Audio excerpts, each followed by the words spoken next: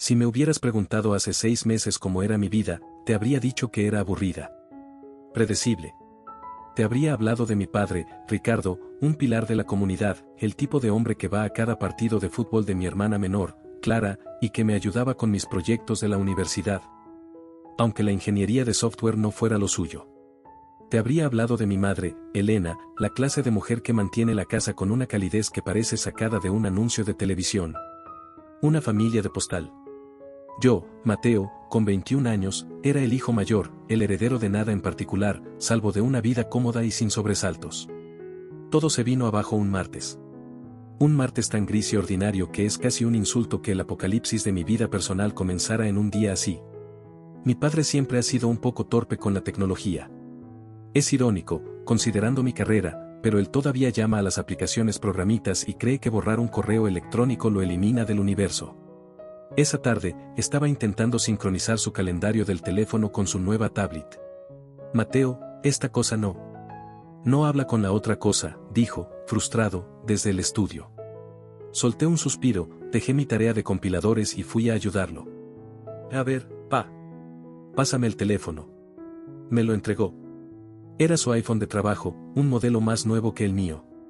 Mientras yo revisaba la configuración de iCloud, él se levantó para buscar un café, quejándose de una reunión que tenía esa noche. Otra cena de presupuesto, murmuró. Terminaré tarde, no me esperen despiertos. Estaba solo en su estudio, con su teléfono en mi mano. La configuración de la nube estaba bien, solo necesitaba reiniciar la aplicación.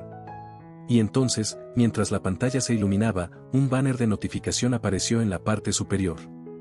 Era un mensaje de WhatsApp. El nombre de contacto era solo IV.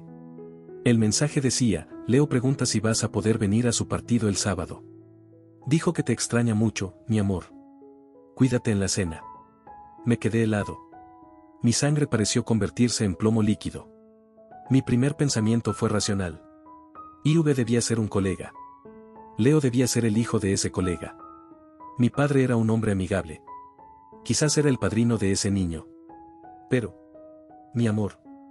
Tragué saliva. El pulgar me temblaba sobre la pantalla. Mi padre nunca cerraba sus aplicaciones. Con un movimiento casi involuntario, mi dedo presionó el icono verde de WhatsApp. El chat con IV estaba anclado en la parte superior. Abrí la conversación. Fue como asomarse al abismo. No era un chat de trabajo. Eran cientos, quizás miles de mensajes. Buenos días, R. Descansa, mi vida. Los niños ya están dormidos. Te dejé la comida que te gusta en el refri para mañana. Mi cerebro no podía procesar las palabras. Los niños. Plural. Mi padre no llamaba mi amor a mi madre por texto. Él le mandaba emojis de pulgar arriba y mensajes cortos. Voy tarde. Compra pan. Seguí bajando, cada scroll era un martillazo en el pecho. Vi fotos. Una mujer que no conocía, guapa, de cabello oscuro y sonrisa amplia. Un niño pequeño, de unos 7 u 8 años, con el uniforme de un equipo de fútbol que no reconocí. Una niña más pequeña, tal vez de 4, con el cabello riendo en rizos. Y luego, lo vi a él. Mi padre. En una foto de Navidad. Llevaba un suéter rojo que yo nunca le había visto. Estaba sentado en un sofá que no era el nuestro, con esa mujer, IV, a su lado, y los 2 niños en su regazo. Leo y no sabía el nombre de la niña. Parecían felices. Parecían una familia. Mi padre entró de nuevo en el estudio, sorbiendo su café. ¿Ya quedó, hijo? Dejé caer el teléfono sobre su escritorio como si quemara. El golpe hizo que el café en su taza temblara. Sí, logré decir, con la voz ahogada. Era la nube. Ya está. No me miró. Recogió el teléfono, lo guardó en su bolsillo y revisó su reloj. Perfecto. Gracias, campeón. Me tengo que ir. Asentí, incapaz de mirarlo a los ojos. Él me dio una palmada en el hombro al pasar, una palmada que siempre me había reconfortado, pero que ese día se sintió como una quemadura. Nos vemos mañana, dijo desde la puerta. Escuché la puerta principal cerrarse. Escuché el motor de su auto encenderse y alejarse. Me quedé en su estudio, mirando la silla vacía donde se había sentado, y vomité en la papelera de mimbre.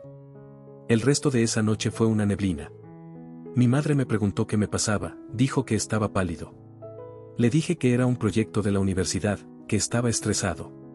Clara, mi hermana, ni siquiera lo notó, estaba pegada a su teléfono, probablemente hablando con su novio. Cenamos sin él. Algo que, me di cuenta con horror, era cada vez más común. Las cenas de presupuesto, las juntas con clientes, los viajes de fin de semana para cerrar tratos. Esa noche no dormí. Me encerré en mi cuarto con mi laptop, y con 2 palabras clave temblando en mi mente, IV y Leo. Necesitaba el nombre completo. IV no era suficiente. Recordé que mi padre tenía una cuenta de Amazon Prime compartida con la familia. Su teléfono estaba sincronizado con su laptop, y su laptop a veces la dejaba en casa. Pero no podía arriesgarme. Tenía que haber otra forma. Pensé en sus finanzas. Él manejaba las cuentas bancarias de la casa. Mi madre confiaba ciegamente en él. ¿Tendría yo acceso? No. Entonces recordé algo más. Hace un año, mi padre había comprado un seguro de vida para proteger a la familia. Había usado su correo personal de Gmail, no el del trabajo.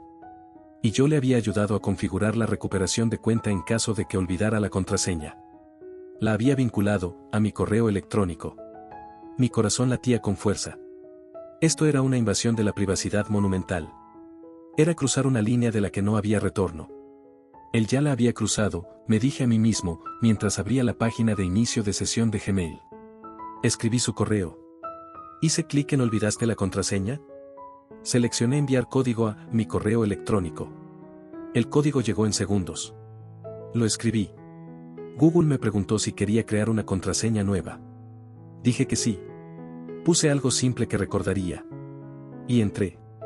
Su bandeja de entrada era un desastre de spam, recibos y notificaciones de LinkedIn. Pero usé la barra de búsqueda. Busqué Leo. Aparecieron correos de una escuela primaria. El Colegio Montessori del Sur. Boletines de calificaciones, avisos de pago de colegiatura, invitaciones a festivales de primavera. Todo dirigido a Ricardo, apellido de mi padre, e Isabel Velasco. IV Isabel Velasco. El nombre de Leo estaba allí. Leo Torres Velasco. Un momento. ¿Torres? ¿Por qué Torres? El apellido de mi padre no es Torres. Leí de nuevo. Los correos de la escuela estaban dirigidos a ambos. Pero los pagos salían de una cuenta bancaria que no reconocí. Y los boletines de calificaciones estaban a nombre de Leo Torres Velasco. Mi alivio duró un milisegundo. Quizás ella estaba casada con otro hombre, un tal Torres. Quizás mi padre era solo el amante. ¿El tipo que pagaba las cuentas? No. Las fotos en el chat de WhatsApp. La familiaridad. El papá en el mensaje de texto. Busqué el nombre de la niña. No lo encontré. Busqué Isabel Velasco. Apareció un perfil de Facebook. Las fotos de perfil eran públicas. La misma mujer del chat. Sonriente, cabello oscuro. En sus fotos, etiquetaba a mucha gente. Hermanos, primos, amigos. Y en casi todas las fotos de los últimos 8 años, estaba mi padre. Mi padre en la playa, construyendo un castillo de arena con Leo. Mi padre en un hospital, sosteniendo a un bebé recién nacido, envuelto en una manta rosa. Isabel lo besaba en la mejilla. La leyenda de la foto decía, bienvenida al mundo, Luna Torres Velasco. 4 de mayo de 2019. Ricardo e Isa. Luna. Hice clic en el perfil de Ricardo que estaba etiquetado. Era un perfil falso. O, mejor dicho, un perfil diferente. Usaba su segundo nombre, Ricardo Arturo Torres. El apellido de su madre. Mi abuela. Tenía 348 amigos. Ninguno era de nuestra familia. Ninguno era de su trabajo real. Era una vida completamente paralela. Vi sus publicaciones. Eran un espejo oscuro de nuestra propia vida.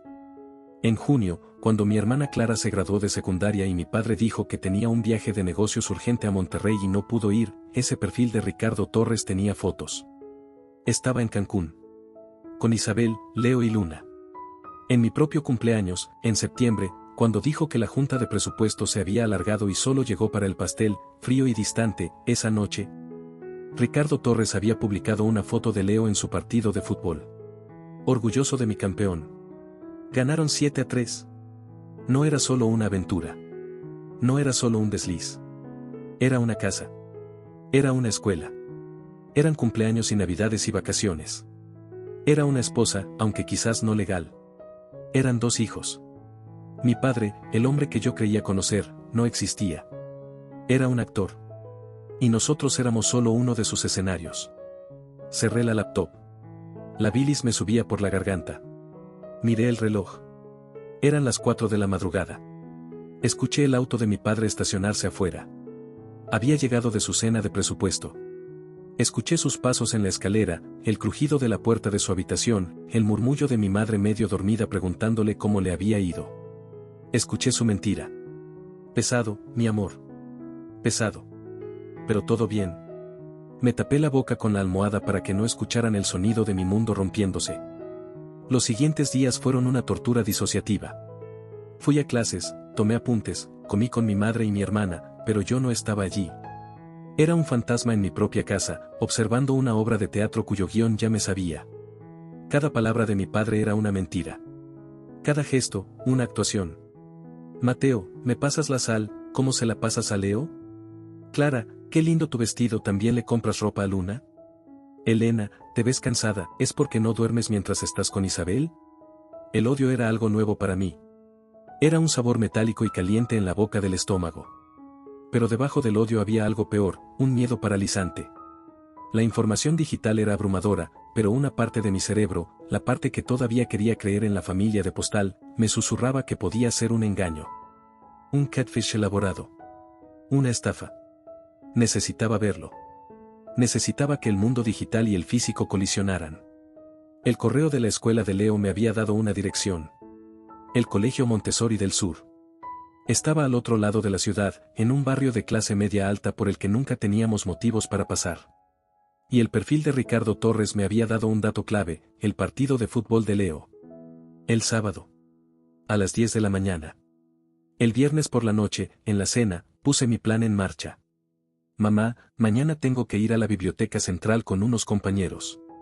Es un proyecto final, seguro me tardo todo el día, dije, tratando de que mi voz sonara casual. Oh, qué lástima, dijo mi madre. Tu padre iba a llevar a Clara a comprar unas cosas para su clase de arte. Podrían haber ido juntos. Mi padre levantó la vista del periódico. ¿Necesitas el auto, Mateo? No, no. Me voy en metro. Queda más cerca. Está bien, hijo. Con cuidado, dijo, y volvió a su lectura, ajeno a todo. El sábado por la mañana me levanté antes que nadie. Me puse ropa oscura, una gorra de béisbol y mis lentes de sol, sintiéndome como un espía ridículo y patético. Tomé el metro, crucé la ciudad y luego pedí un Uber para las últimas calles. Llegué al Deportivo a las 9:30 de la mañana. Era un lugar genérico. Canchas de fútbol rápido, gradas de metal, padres con termos de café.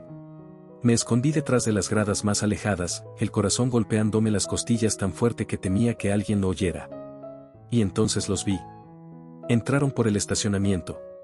Isabel Velasco, con jeans y una camiseta del equipo, los Tigres. La niña, Luna, iba de su mano. Y Leo, con su uniforme azul, corriendo emocionado. Y detrás de ellos, cargando una hielera portátil y 2 sillas plegables, estaba mi padre. Llevaba una gorra de los Yankees, la misma que yo le había regalado hacía 2 navidades. Se reía de algo que Isabel le decía. Se veía relajado. Se veía feliz. Más feliz de lo que lo había visto en mi casa en meses. Se instalaron en las gradas, no muy lejos de mí. Mi padre despeinó el cabello de Leo. Con todo, campeón. Isabel le dio un beso corto, un beso casual, de esos que se dan las parejas que llevan años juntas. El partido comenzó. Yo me quedé inmóvil, apenas respirando. Observé durante 1 hora. Observé a mi padre gritar yeso, Leo. Lo vi comprarle un refresco a Luna. Lo vi pasarle el brazo por los hombros a Isabel mientras comentaban una jugada. Era real. No era una estafa. No era un error. Era su vida. Cuando el partido terminó, el equipo de Leo había ganado. Los niños corrieron hacia sus padres. Mi padre se arrodilló, abrió los brazos, y Leo se lanzó a ellos. Mi padre lo levantó en el aire, girando con él. Yo había hecho eso. Yo recordaba esa sensación.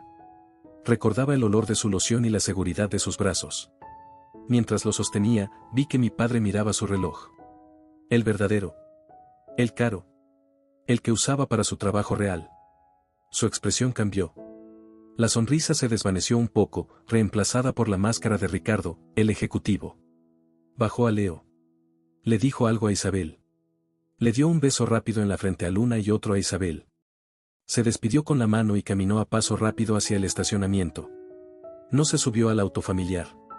Se subió a un sedán gris que yo no conocía. Esperé a que se fuera. Isabel se quedó un rato más, recogiendo las cosas, hablando con otras madres. Yo me escabullí por la parte de atrás, caminé 10 cuadras antes de atreverme a pedir otro Uber, y me metí en el auto con las manos temblando tanto que apenas podía abrocharme el cinturón. El conductor me miró por el retrovisor. ¿Todo bien, chavo? ¿Estás pálido? Sí, murmuré. Es solo que, acabo de ver un fantasma. Él se rió. Yo no. Había confirmado la mentira. Había visto la vida paralela. La investigación había terminado. Ahora venía la parte difícil. Ahora tenía que decidir qué hacer con la bomba que tenía en las manos. Regresar a casa ese sábado fue como entrar en una dimensión paralela. El viaje en Uber fue un zumbido sordo en mis oídos, el sol de la tarde golpeaba el parabrisas, pero yo sentía un frío que me calaba los huesos. Cada semáforo en rojo era una tortura, un segundo más para que las imágenes de mi padre, Ricardo Torres, girando a Leo en el aire, se quemaran en mi retina. Abrí la puerta principal. El olor de mi casa, una mezcla de la cera para pisos con aroma a lavanda que usaba mi madre y el guiso que probablemente estaba preparando, me golpeó como un muro. Era el olor de la normalidad. El olor de la mentira.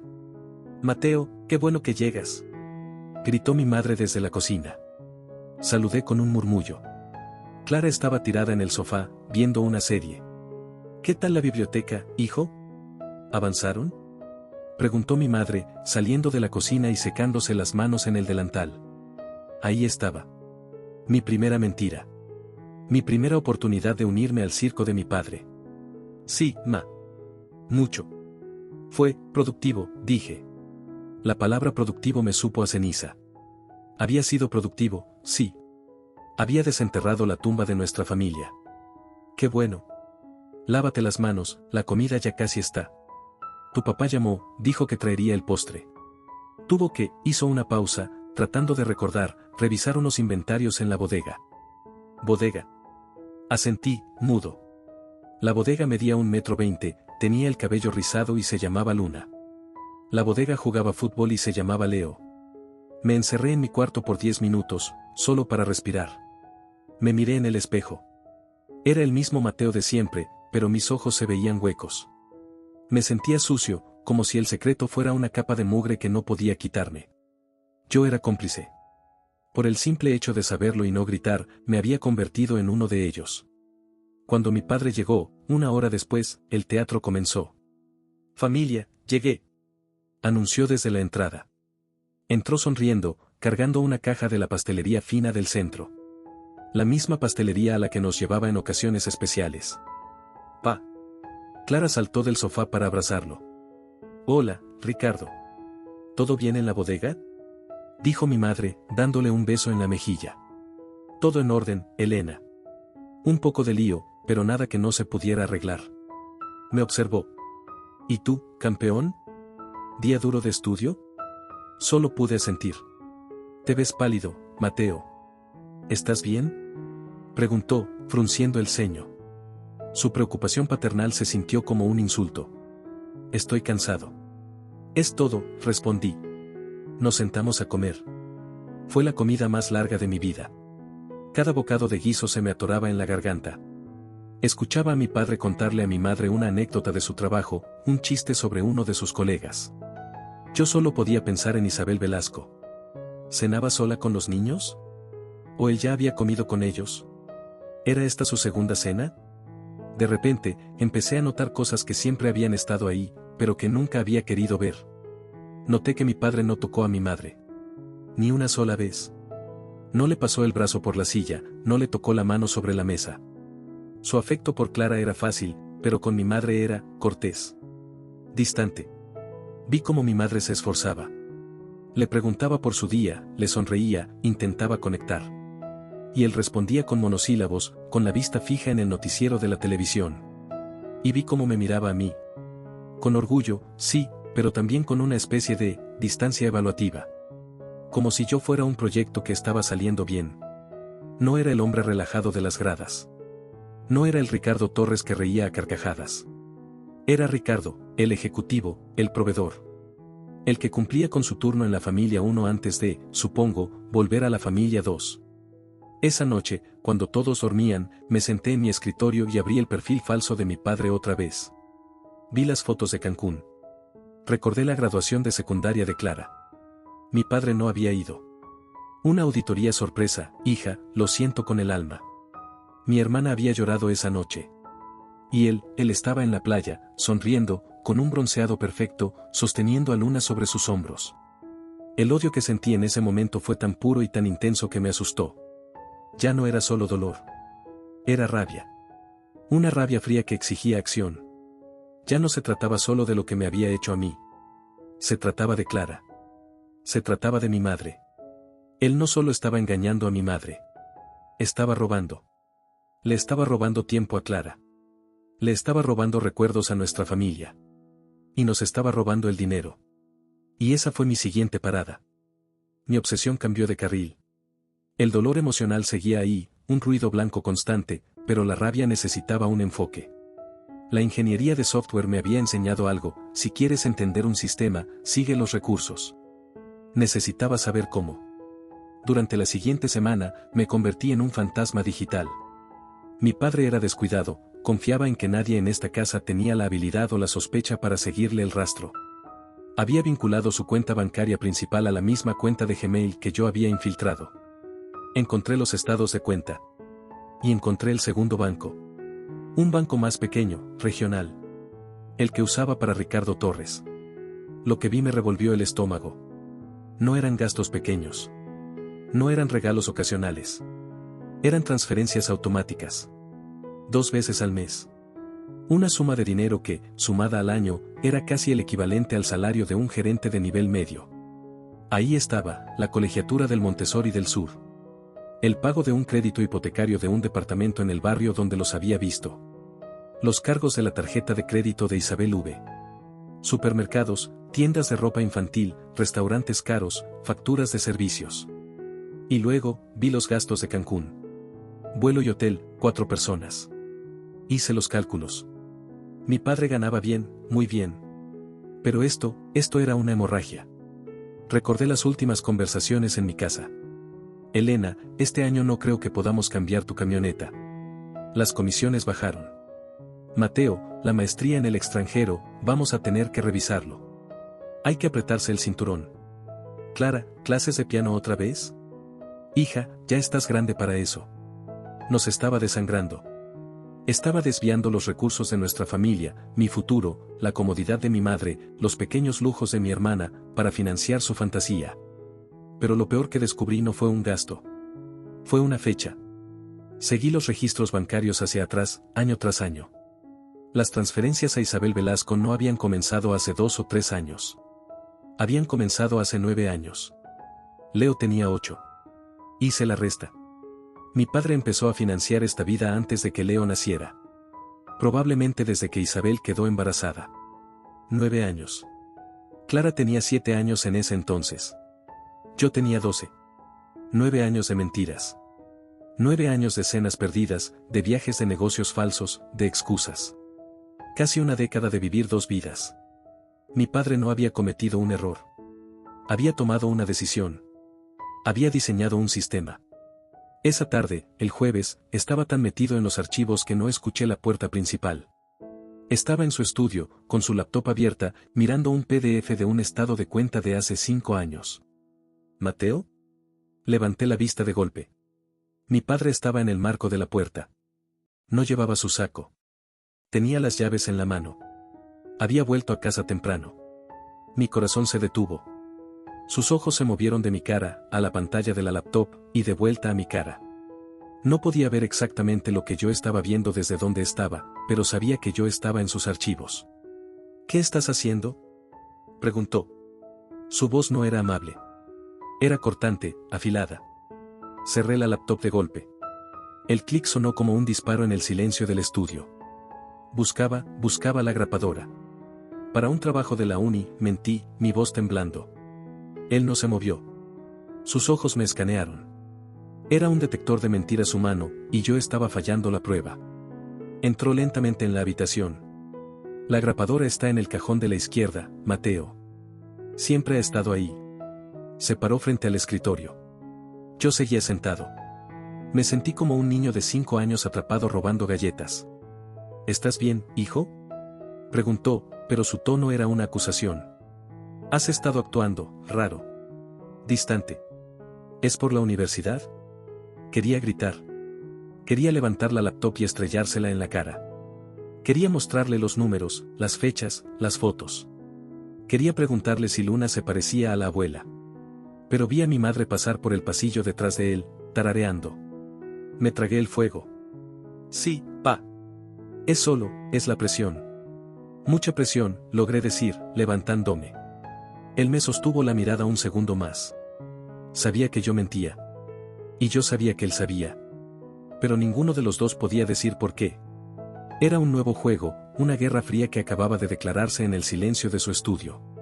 Bien. Bueno. Concéntrate. Pero este es mi estudio. Mi computadora. No entres aquí sin permiso, dijo, con una dureza que rara vez usaba conmigo. Asentí. Pasé a su lado para salir de la habitación, rozando su hombro. El olor de su loción me dio náuseas. La tregua no iba a durar. Él lo sabía. Y yo también.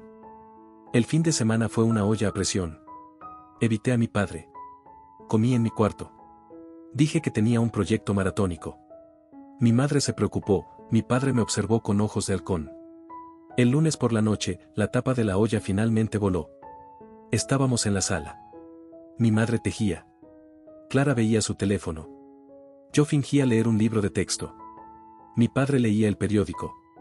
Ah, por cierto, Elena, dijo él, sin levantar la vista del periódico. Me confirmaron un congreso en Guadalajara este fin de semana.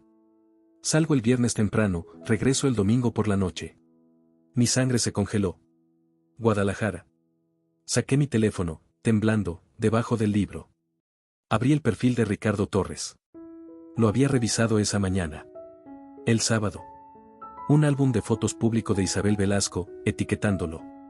No podemos esperar para nuestro viaje a Valle de Bravo. Sol negro con rayos festejando el cumple de mi R. Corazón rojo. Valle de Bravo. No Guadalajara. El cumpleaños de mi R. Iba a celebrar su cumpleaños, el que compartía conmigo, irónicamente, aunque el mío era el oficial, con su otra familia. Iba a mentirnos, otra vez, para irse de fiesta con ellos. El libro de texto en mi regazo se sentía increíblemente pesado. Lo cerré. El sonido fue seco, y todos levantaron la vista. ¿Guadalajara?, pregunté, mi voz sonando extraña, demasiado tranquila. Mi padre bajó el periódico. Sí. Es un congreso de logística. ¿Por qué? No, por nada, dije, poniéndome de pie. Qué conveniente. Mateo, empezó a decir mi madre, sintiendo la tensión. Pa, ¿podemos hablar un segundo? En tu estudio. La sangre desapareció del rostro de mi padre. Sabía que este era el momento. El juego había terminado. Ahora no, Mateo. Estoy leyendo. Ahora, papá. Me di la vuelta y caminé hacia el estudio. Escuché su suspiro, el crujido del periódico al doblarse, y sus pasos pesados siguiéndome. Entré y encendí la luz. Él cerró la puerta detrás de nosotros. ¿Qué demonios te pasa, Mateo?, dijo en voz baja, pero furiosa. ¿Qué es esta actitud? Me giré para enfrentarlo. Ya no temblaba. El miedo se había ido, reemplazado por un hielo sólido. El partido de Leo estuvo bueno el otro sábado, ¿no?, dije. Fue como si le hubiera dado un puñetazo en el estómago. Se quedó sin aire.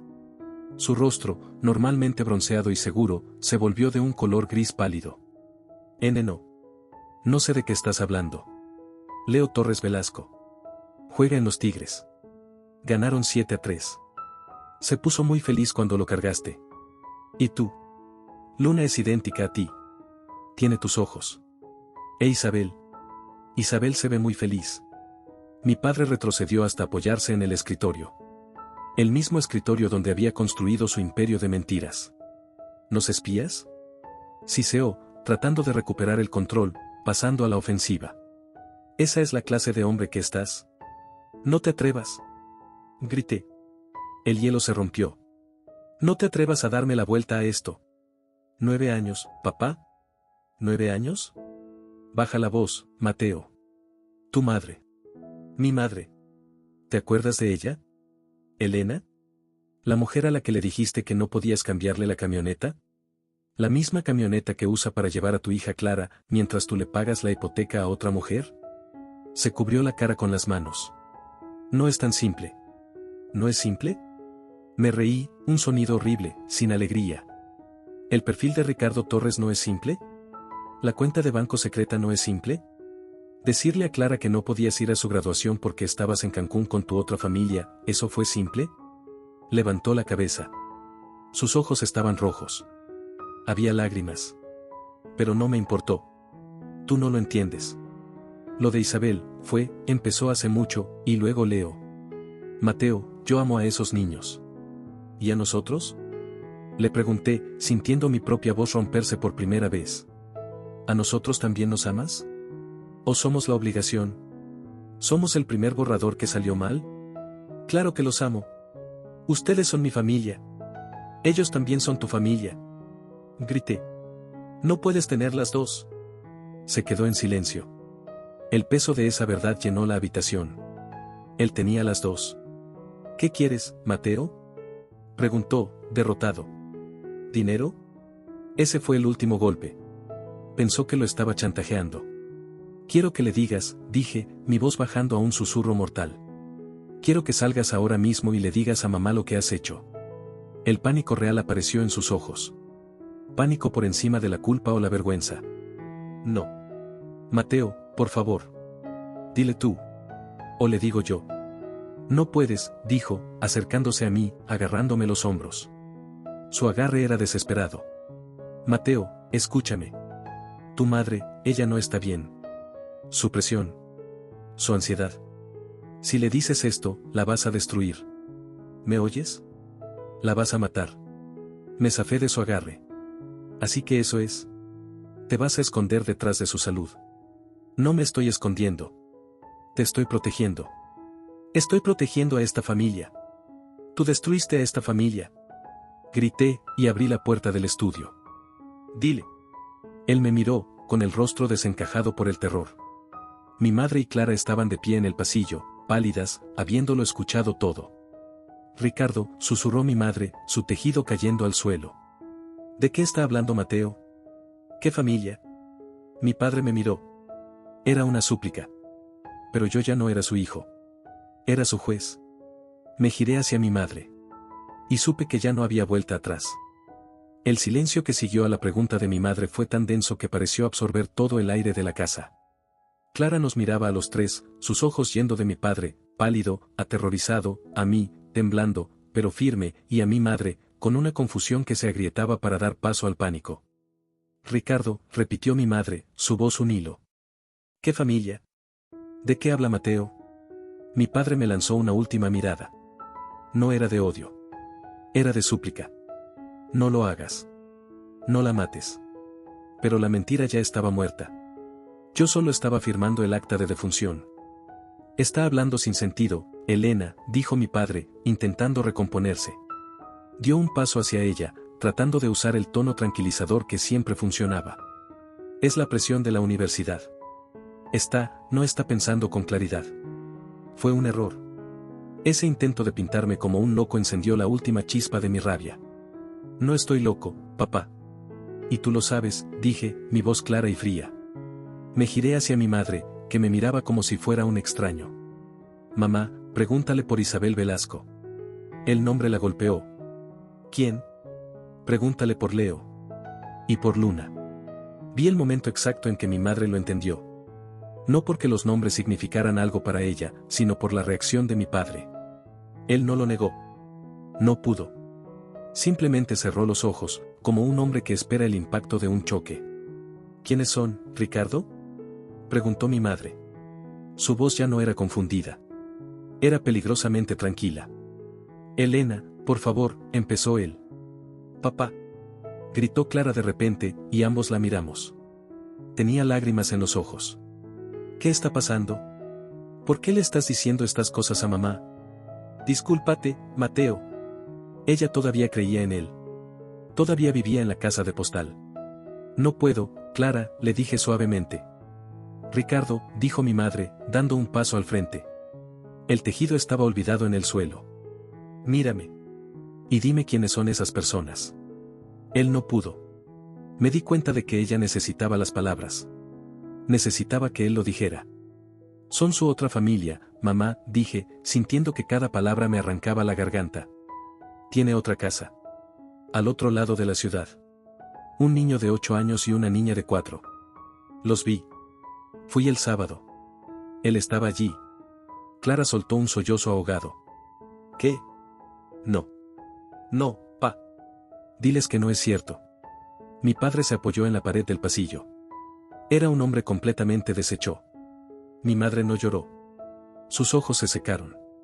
Se irguió, y en ese momento, vi a una mujer que no conocía. No era la cálida ama de casa.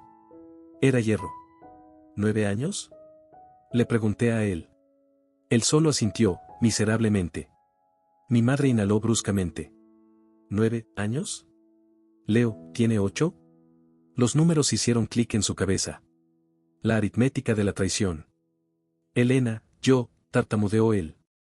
Puedo explicarlo. No fue. No, lo cortó ella. Levantó una mano. No digas nada. Clara corrió a su habitación, gritando mentiroso, pero no supe si era para mí o para él. La puerta se cerró de un portazo. Mi madre me miró. Su mirada estaba vacía. Luego miró a mi padre. Recoge tus cosas, dijo. ¿Qué? Elena, no. Escúchame. Es de noche. Hablemos. Dije que recojas tus cosas. Las que necesites para esta noche. El resto, puedes mandar a alguien por ellas. ¿No puedes hacerme esto? Esta es mi casa. Esta era nuestra casa, dijo ella, con una voz que no tembló. Ya no. Tienes otra. Ve a ella.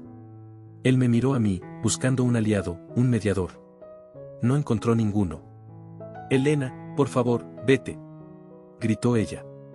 Fue la primera vez que la oí gritar en mi vida. El sonido fue tan violento que hizo eco en el pasillo. Sal de mi casa, Ricardo. Ahora. Mi padre, el pilar de la comunidad, el hombre que yo había admirado toda mi vida, se encogió. Recogió sus llaves y su cartera de la mesita de la entrada. Abrió la puerta principal. Se detuvo en el umbral y nos miró por última vez. A mí, de pie junto a un estudio que olía a mentiras. A mi madre, de pie junto a las escaleras, rígida como una estatua de mármol. Al sonido de los sollozos de Clara desde el piso de arriba.